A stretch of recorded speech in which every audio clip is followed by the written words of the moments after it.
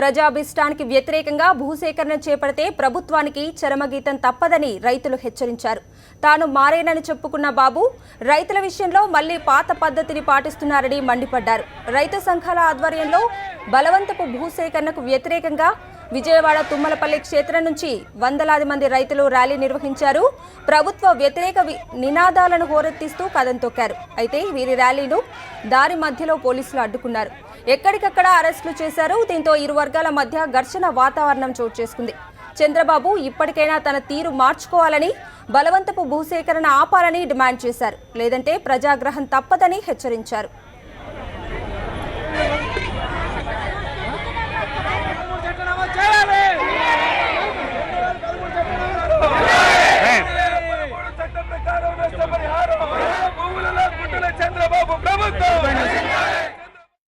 ఈ ర్యాలీకి వస్తున్నటువంటి వాళ్ళని అన్ని గ్రామాల్లో ఆపేసి అరిచేతిని అడ్డుపెట్టి సూర్యకాంతిని ఆపలేవు, అరెస్టులతో ఉద్యమాన్ని ఆపలేవు చంద్రబాబు నాయుడు. రైతులతో కూలీలతో భూమితో పెట్టుకున్న వాడెవడు గతంలో బ్రతికి బట్టగట్టలేదు చంద్రబాబు నాయుడు. ఈ అసెంబ్లీ సమావేశాల్లో నీవు బలవంతపు భూసేకరణని ఆపుతున్నట్టుగా ప్రకటించాలి. లేకపోతే రైతుల రణభేరి మరో రైతు పోరాటం జరుగుతుంది. ఆ పోరాటంలో నీ ప్రభుత్వం కొట్టుకుపోతుంది.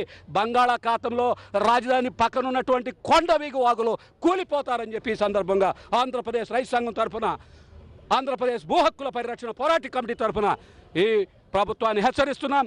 వేలాది మందిని ఎక్కడికక్కడ మండల స్థాయిలో, జిల్లాల స్థాయిలో దారి పొడుగుతున్న రైళ్లలో, ఆటోల్లో వచ్చేటువంటి వాళ్ళందరినీ కూడా ఎక్కడికక్కడ నిలుపుదల చేస్తూ విధ్వంసం సృష్టిస్తున్నాడు.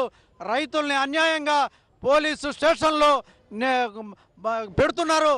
ఆ విధమైనటువంటి రైతు వ్యతిరేకతని ఇవాళ వ్యక్తపరుస్తూ ఉన్నావు. నువ్వు అధికారంలోకి రాకముందు మాత్రం రైతులు గత ప్రభుత్వం సేకరించినటువంటి భూములన్నింటినీ కూడా మేము అధికారంలోకి వస్తే మేము తిరిగి ఇచ్చేస్తామని చెప్పి హామీలు ఇచ్చావు. మరి ఇంటింటికి తిరిగి ఓట్లు దండుకున్నావు. ఇవాళ పరిస్థితి అందుకు విరుద్ధంగా ఉంది. కాబట్టి రైతు వ్యతిరేకత నీ మీద ముద్ర పడతా ఉంది. దీన్ని బాపుకోవాల్సినటువంటి అవసరం నీకు, నీ ప్రభుత్వానికి ఉన్నది.